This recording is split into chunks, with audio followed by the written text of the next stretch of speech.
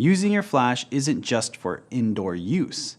You can even use it outside to add light to your scene or fill. The key here is to have a flash powerful enough to match the same exposure in the background.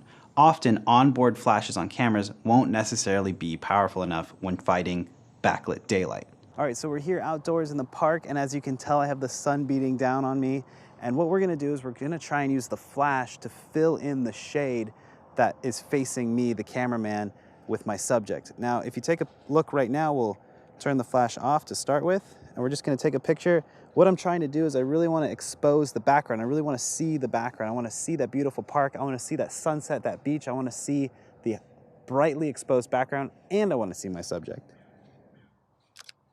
All right, so you can see this photo. Fill is really shaded there. I'm shooting at a 2/50th because I know that's gonna be my flash sync. I'm at 400 ISO and I'm at an f11 so that I can expose to that background back there. Also, I want as much as I can in focus because right now that's just my style.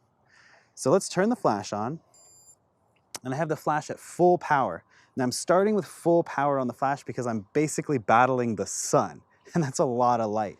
So what I'm hoping to do is keep that exposure so I can expose for the background and then fill with the flash. Ready, Phil? All right, so take a look at that. That is really bright, but now we can see that there's a bunch of light on Phil and there's also a bunch of light in the background, and now I'm exposing for both. This is kind of a good way to make an HDR photo, but using our flash as opposed to bracketing or changing our f-stop. Now, I don't like the look of that really harsh flash.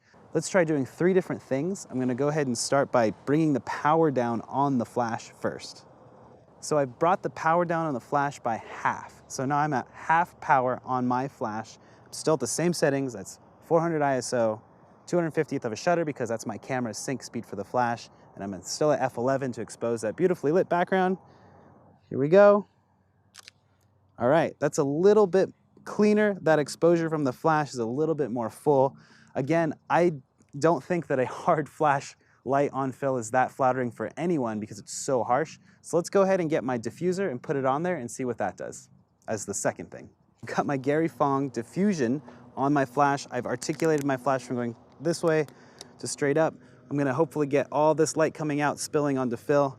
We're gonna put it back to full power because the diffusion is gonna cut down some light. And let's go ahead and take our first shot. Actually, because I can articulate like this, I'm gonna do this, which will keep the flash still on the same level as my lens. Ready for this?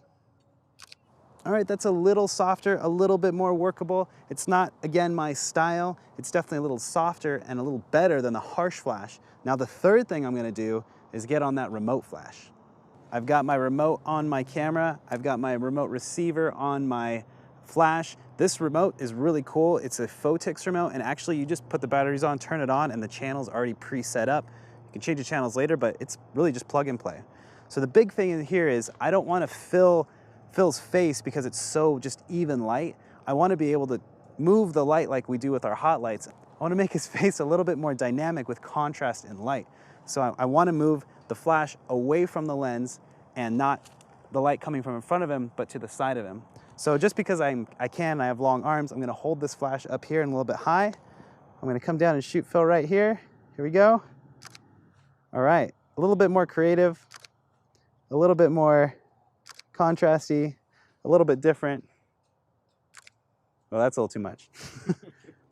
But as you can see here, as I move the flash around, it's still soft and we're still getting the exposure for the background in the back, and it's a little bit more dynamic in the way that the light is falling in different sides of his face and not just right in front of him. So again, you could use the flash to fill out a shady subject when the background's really bright. It's a really easy way to do, and it's definitely a specific style. So now that we've gone through a bunch of different ways on how to use your flash, you get to decide what really fits your style of photography. Is your external flash good on top of your camera shooting into the ceiling, or is it better on a remote control off to the side somewhere? It's up to you and what kind of image you're creating.